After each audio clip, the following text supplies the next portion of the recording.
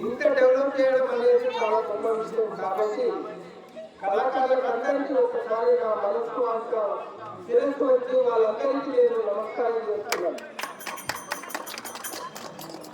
ఎందుకంటే మన పిల్లలకు రాములంటే తెలియదు, సీతంటే తెలియదు. కాబట్టి మీలాంటి వాళ్ళు ఇలా నాటక ప్రదర్శన వల్ల మన వర్మలో కానీ మన వర్మరాగా కానీ ఇంత ఏదో ఈ కథ ఏదో అర్థమవుతుంది. కాబట్టి ఇలాంటి ఆటలు పాటలు చేయడం వల్ల మనస్సు ఉల్లాసపడి శారీరకంగా మానసికంగా చాలా చక్కగా ఉంటుంది. కాబట్టి కొండారెడ్డిపల్లిలో ఒకటి ఉంది. ఏముందంటే కొండారెడ్డిపల్లిలో ఆట అంటే ఇవాళ ఆడుకుంటుంది, ఇంకో వారం 10 రోజులు వస్తే ఇంకో ఆడుకుంటారు. అంటే అర్థం ఏంటంటే ఒకరిని మించిన ఒకరు అలాంటి ఈ సంస్కృతిని మనం ఆస్వాదించాలని మనసా కోరుకుంటూ నాకు ఈ అవకాశం ఇచ్చినటువంటి స్టేజ్ మీద ఉన్న పెద్దలకు మరి కళాకారులందరికీ ధన్యవాదాలు అర్పించుకుంటూ తీసుకున్నాను.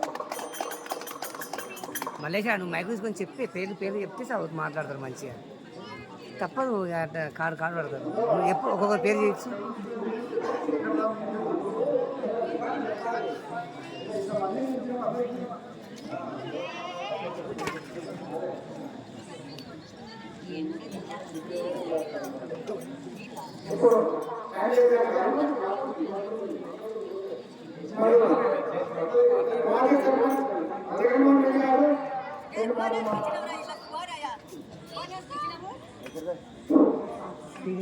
ఈ రోజులుగా కష్టపడి మరి నిద్రలు మాని ఈ ఆటలు నేర్చుకున్నటువంటి వారు ఇక్కడ స్టేజ్ వేసి నన్ను స్టేజ్ పైకి పిలిపియడంలో నాకు చాలా సంతోషంగా ఉన్నది. అయితే మనకు ఇప్పుడు మల్లికార్జున ఆటనే కాకుండా గ్రామంలో వివిధ ఆటలు ఆడడం జరుగుతుంది. అయితే మన పురాతనాన్ని మనము పరుగున పడినటువంటి విషయాలన్నింటినీ వీళ్ళు నాట్య రూపకంగా మనకు కళ్ళ ముందు కట్టినట్టు ఒక మంచి పని చేసేవారికి సహకరించడం మరియు చెడు పని చేసే వాళ్ళకి కూడా సహకరించేటటువంటి కార్యక్రమాల్లో ఇందులో ఉంటాయి. దాన్ని గ్రహించి మీరు తిలకించి ఈ ఆటలో సత్యం వైపు నిలబడే వాళ్ళు ఉంటారు, మరి అసత్యం వైపు నిలబడే వాళ్ళు ఉంటారు.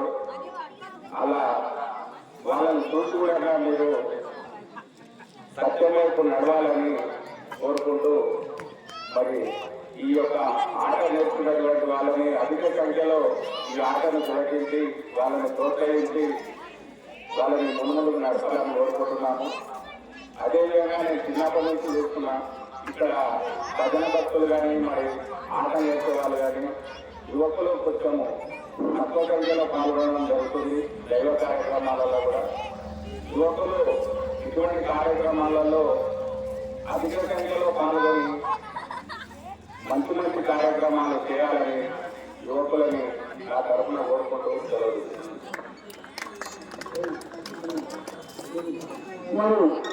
అదేవిధంగా కర్ణాటక శ్రీనివాస్ గారు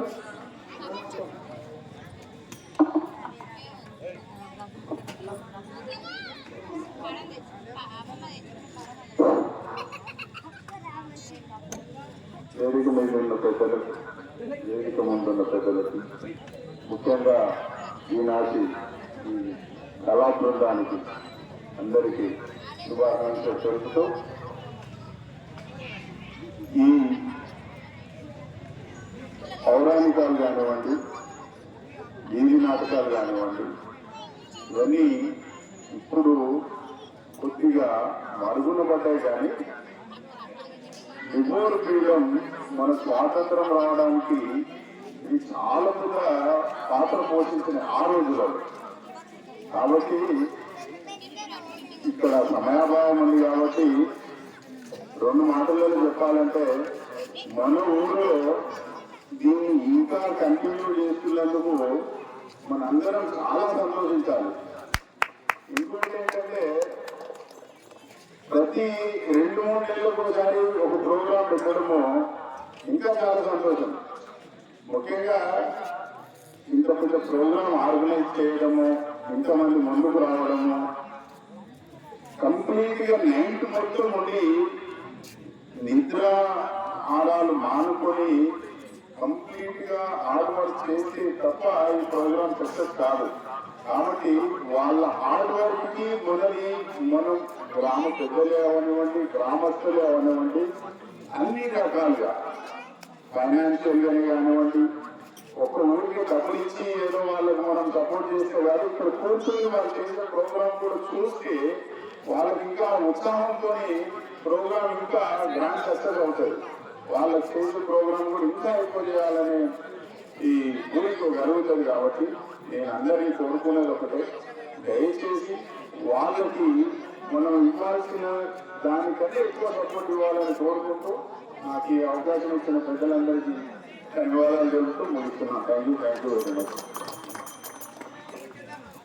అదేవిధంగా